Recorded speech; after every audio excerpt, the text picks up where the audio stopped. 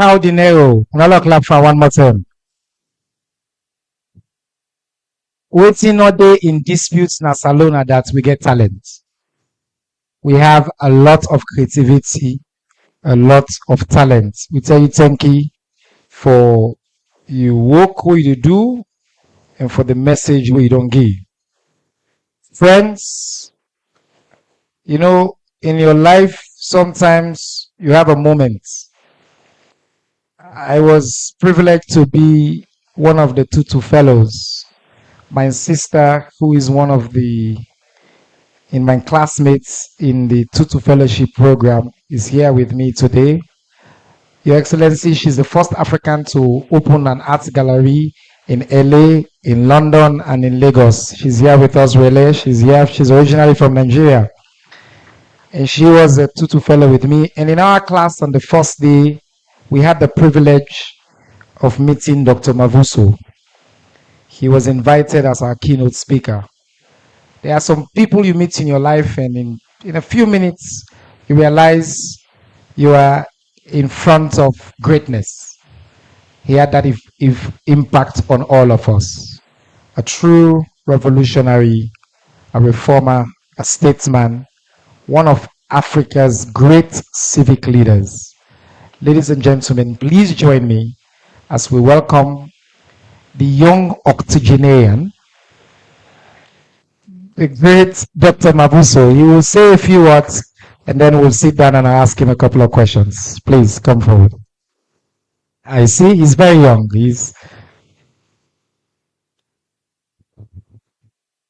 Your Excellency, before I even greet you, I think it's an act of injustice to ask me to talk after this wonderful singer.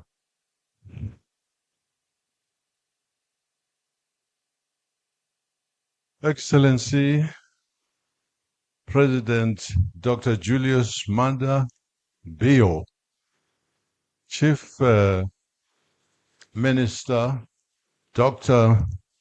David Senge, excuse my breach of these good African names, Cabinet Ministers, traditional leaders, religious leaders, and when you run out of addresses, then you say all protocol observed. Please allow me to do that. But Cherno, I really cannot understand what happened to me, President. He was a delegate to the Desmond Tutu leadership African Leadership Academy. They gathered at a place in South Africa called Stellenbosch, where people develop scenarios about the future. And it was absolutely a privilege for me to be asked to participate with those young African people. I would like just to be allowed again to greet the youth. It's been a while since anybody referred to me as a youth. So welcome. I think the future of Africa, which we have handled and sometimes mishandled, rests on the shoulders of young people. And it is absolutely correct that the Salone Festival takes in its stride the youth of this country. Dr. Cherno, I want to thank you. It was okay to meet us there, but you should not have given me such a high jump. I'm in trepidation. I don't quite know what to say. I come from a country that, like Sierra Leone, was colonized for a very long time. I think they colonized us much longer than you guys. 1652, the Dutch came, did their number, killed our people, took our land. Then came the British, who were stronger than the Dutch. They overpowered these, and in combination, nevertheless, still continued to suppress everybody. They decided, in fact, to take our name. They called themselves Afrikaners. And we say these things without even thinking about how anybody from Holland suddenly becomes an Afrikaner, an African, without consulting the African people. But never mind, there are enough wars to be fighting over those things. They are welcome. They are part of our nation. After the departure of the British, who handed over what was called, they claimed to be decolonizing in 1910, when in fact what they did was to hand power over to their kith and kin in South Africa. And they exclusively stated in the British South Africa Parliament Act of 1909 that the franchise will be completely denied to anybody but people who came from Europe. So that's really where we've come from. That gave birth eventually to an organization called the African National Congress, the oldest in Africa. We were the last to come for. We were the first in Africa to create a resistance, a liberation movement, I think. Excuse me if I make a mistake. We were the last to achieve our independence. We thought we'd learned quite a bit from what we saw from our African brothers who were extremely helpful to us. Without them, we would not have achieved independence in South Africa. So long live African unity. Then came a time when our oppressors decided that, in fact, it was not good, it was not in their interest to continue to have the African National Congress as an operating organization, and they banned it. That's when Nelson Mandela said, in the history of any movement, there comes a time when you decide whether you must die as you are being told, or take up arms and live and lead people to the future. That is how the Spear of the Nation, or Umkhonto weSizwe, which by accident of my existence at the time, I joined shortly after it was formed in 1960. We had to go outside of South Africa to learn how to fight. Africa assisted us. We're in Algeria, we were in Addis, we were in Egypt, Morocco also. And our people received training there because, by the way, the severity of the oppression there, of the segregation was such that no African was allowed into the South African army. And if you hoped to overthrow these guys, you had to learn the skill from outside. I'm one of those who left, learned the skills, and participated to a very limited extent in fighting not just these people in South Africa, but also the Rhodesians who appropriated the name of Zimbabwe. And we made common cause in an effort to get to South Africa. So in time, though, having been in Africa, outside South Africa, I had the opportunity also to do some studies, which took me to the University of. It wasn't for love of insects that I did this. It sounded very nice, this name, and I thought I should study it, and also biochemistry. We fought a very difficult war, and when we achieved it in 1994, that ended 342 years of colonization. We had the opportunity since I came here to go around. We went to the museum, a fascinating place. A young person told us about the history of this country. It's absolutely amazing. Sierra Leone. We still call ourselves South Africa. I hope one day we'll find a name that is not just a geographical description of where we are. But I want to introduce new things here. So I'm happy to have been invited here. There are great things which I think Minister Cherno and I can discuss.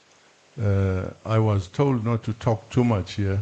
We would sit down and he would ask me exactly why I'm here, and I would try to answer. Have I said enough, Dr. Cherno? Thank you. Let's please give him another round of applause. I'm going to move here and I'll ask him just two quick questions. If they can help me with another microphone, that would be helpful. I know you're very.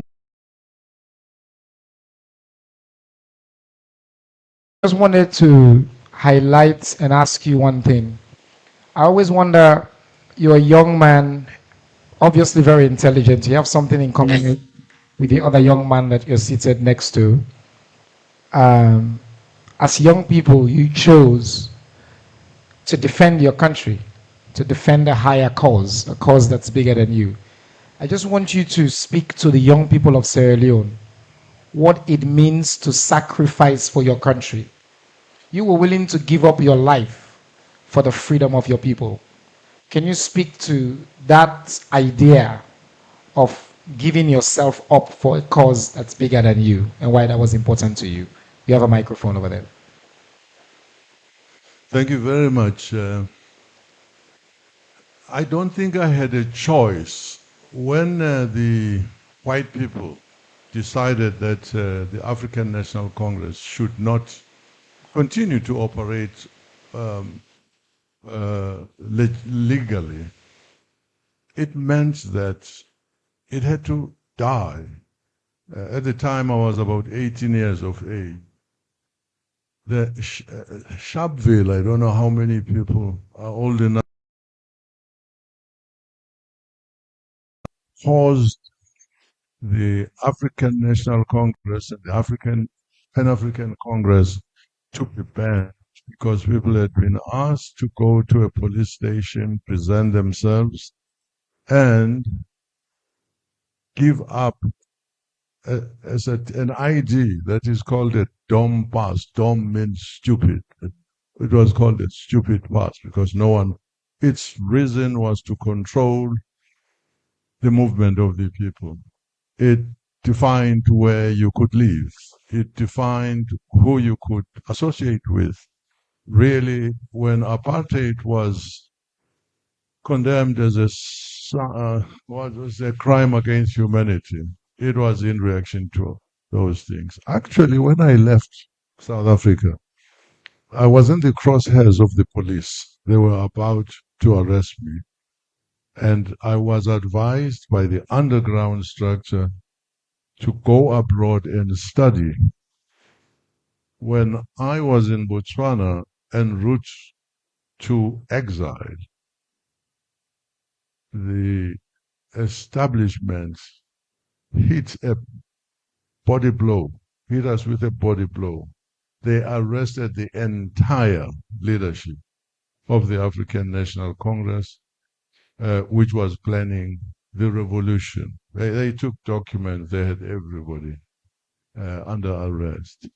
So at that point, I decided that there was no way in which I would expect younger people to go and train militarily while I went to study.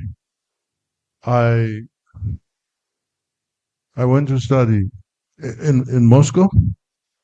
They taught me a little bit of guerrilla warfare.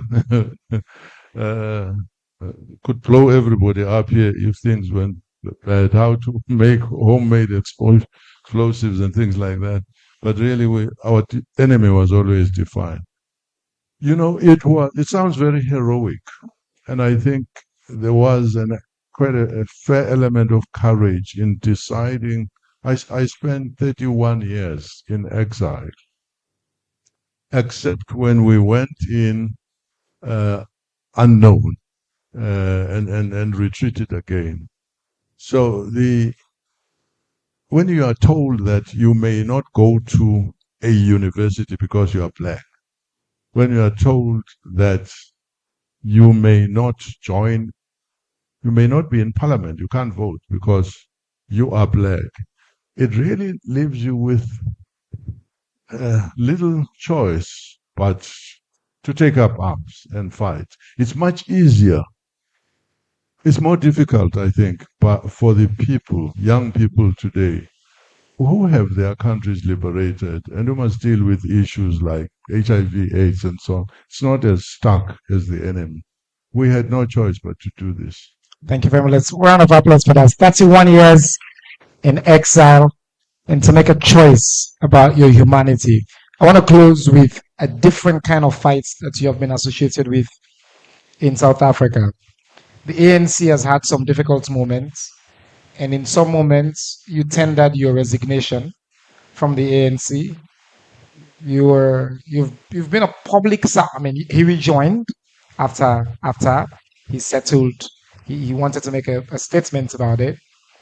But as a public servant, I've had people call you the conscience of South Africa.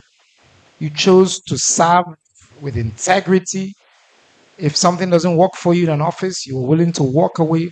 I want you to share to us as public officials who are here about civic integrity and putting your country above, no matter how there that interest is to you, but your country is number one.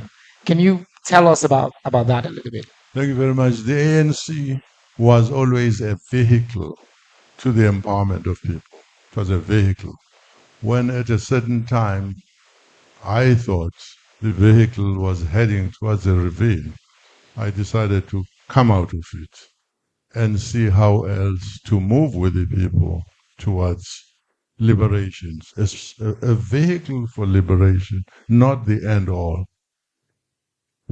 I went back, by the way, because there is something called the Veterans League in the African National Congress. It consists of older people who said to me, wow, you are trending now, Mavusum Simang and all of that. But you and us were on a common platform to fight against corruption. And this plank, that is you, has been removed. The fight must continue. Come back. And that is how I went back to the ANC. It's not as if the president of the ANC, president, asked me to go back and all of that. I might have respected him, but I respected more my colleagues who said the fight against corruption, which had taken root big time, is nothing to hide here. Otherwise, we're deceiving one another. The ANC lost its way to the point that for the first time after 30 years, it lost the mandate and the respect of the people and only gained 40% of the vote. That was a tragedy.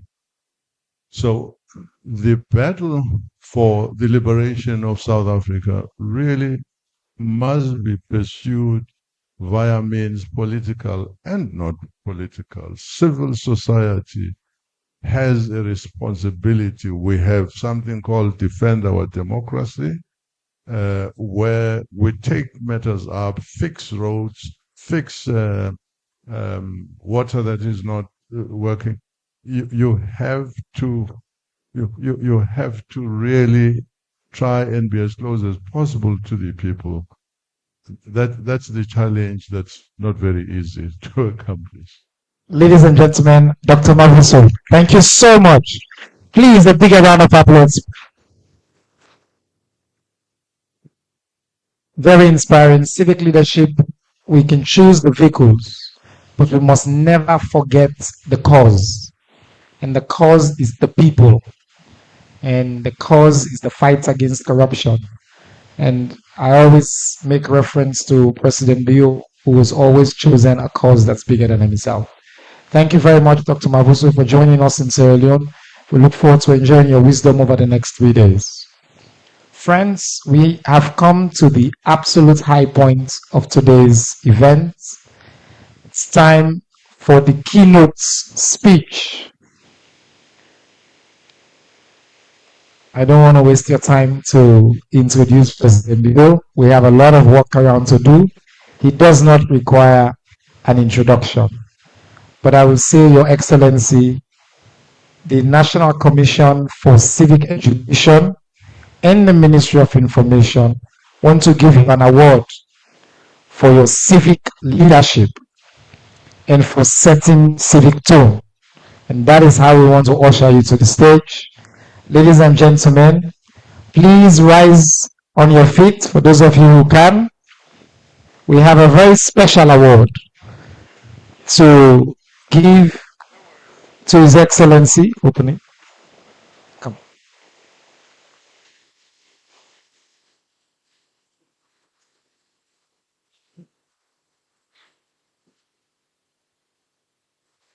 This is award presented to His Excellency President Dr. Julius Maada Bio, President of the Republic of Sierra Leone, the national champion for civic education and open government partnership, in recognition of your exemplary leadership and devotion to promoting civic education and open governance partnership. Let's please put our hands together.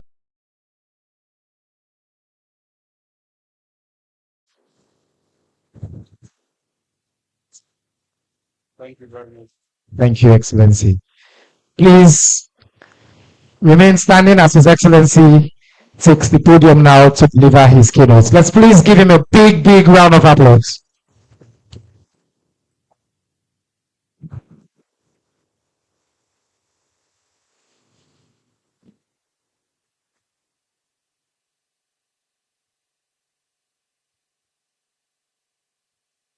Thank you very much. Let's sit down, please.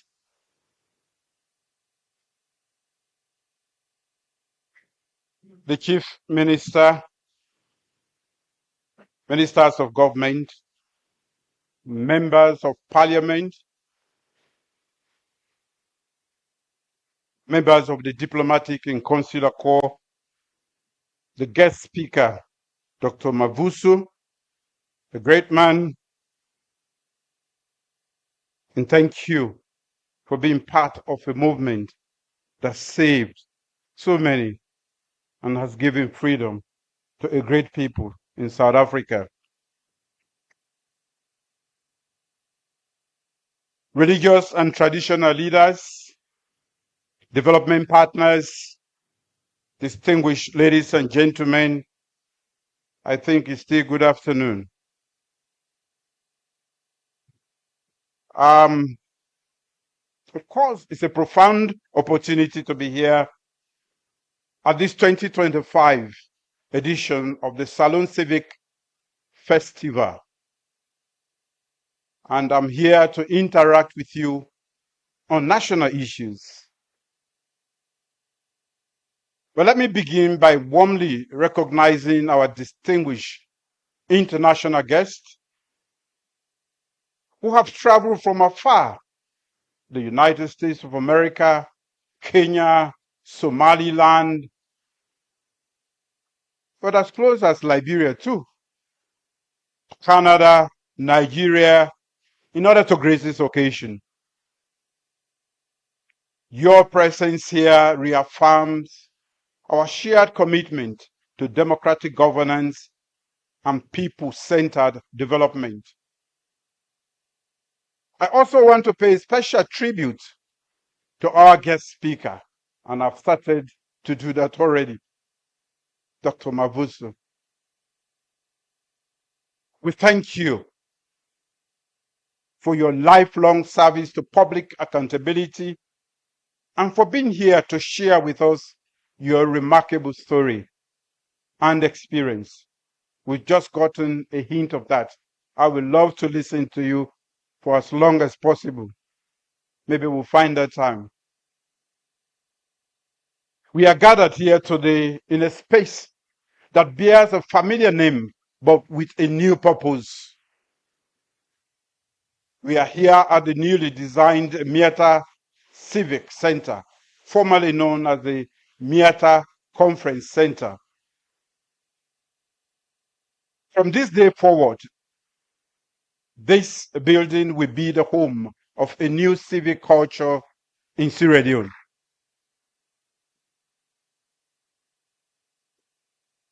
My government is transforming this space into a national hub for civic engagement, creativity, and digital innovation. The Miata Civic Center will be a place where citizens speak truth to power, where artists create the future, where innovators experiment, and where government connects directly with people. We've already seen my ambassador speak truth to power.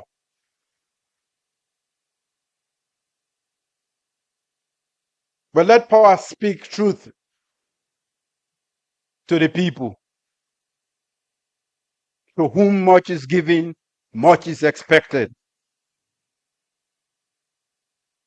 Distinguished guests, ladies and gentlemen, our annual Civic Festival is not just a mere event.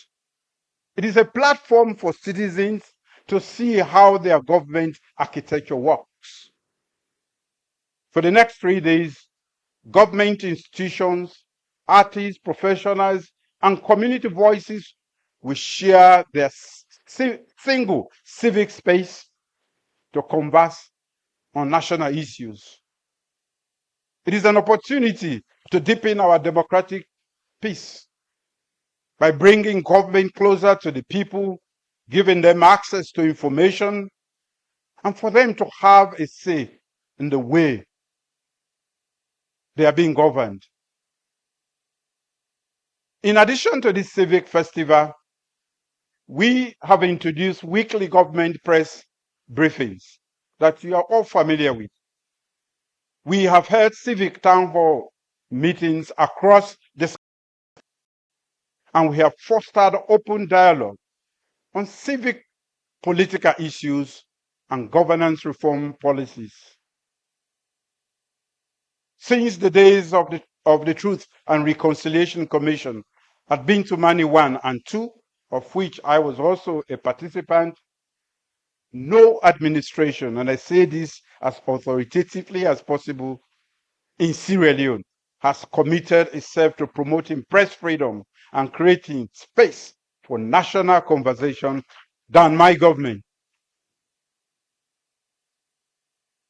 So today I'm glad to be here and to announce that we are also taking steps to restore our national voice by reviving two historic institutions that once shaped our national consciousness but have been long abandoned.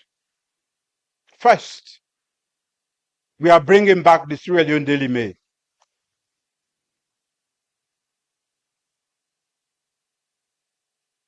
The Daily Mail returns not as a relic of the past, but as a modern digital and public interest press house. I assure you of that change. It will serve as an authoritative source for factual reporting and civic education. The one the way they lie. It will carry investigative stories and historical features that rebuild our national values.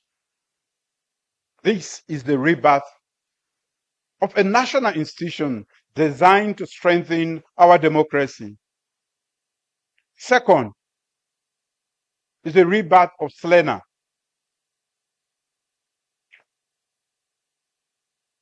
Not everybody is clapping because I see very young faces here, they don't know what Salone is. The Sierra Leone News Agency, established in 1977, before a lot of them were born.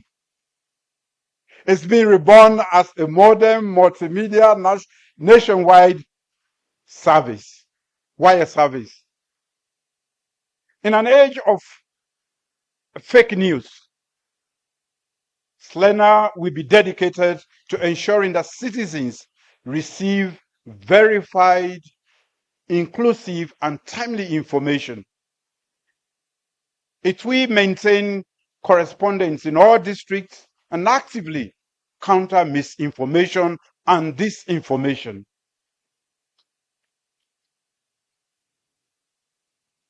So together, both the Daily Mail and Salone will rebuild the backbone of Sierra Leone's public information architecture. To ensure open government, I'm proud to launch the GovSL. This is a single central digital platform built by DSTI to give citizens a reliable place to find all government announcements, policies, and institutional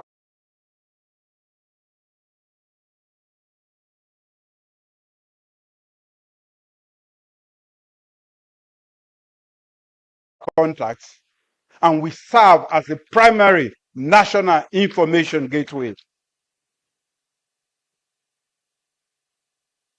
Furthermore, to ensure transparency, we have launched the medium-term National Development Plan dashboard, referred to by the deputy, which I have urged the respective ministries to display here at the festival.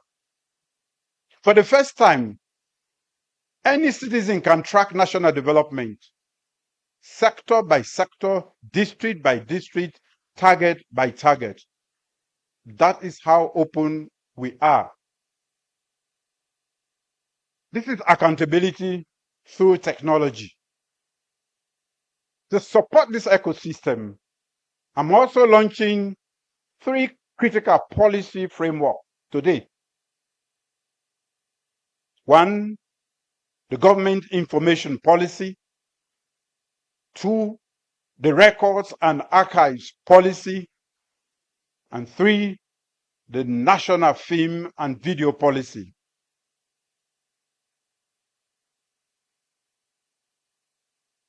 These policies will shape how we communicate, how we preserve our history, and how we support our creative industries. Ladies and gentlemen, you will recall that the Truth and Reconciliation Commission, TRC, was established to create an impartial record of our civil war and to make recommendations for lasting peace in this country. In paragraph 202 of chapter 4 of the volume 2 of its report, the Commission recommended that government declares 18th January as the official day of the end of the war as a National Reconciliation Day, dedicated to honoring the victims of the war and promoting peace in this country.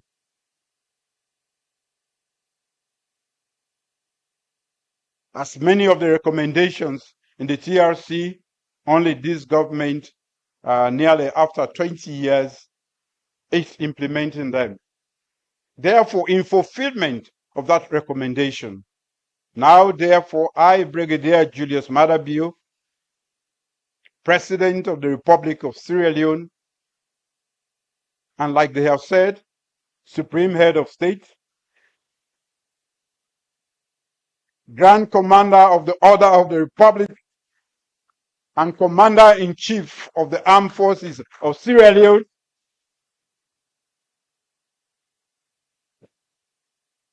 do hereby proclaim that the 18th day of January shall be commemorated as the National Remembrance Day throughout the Republic of Sierra Leone.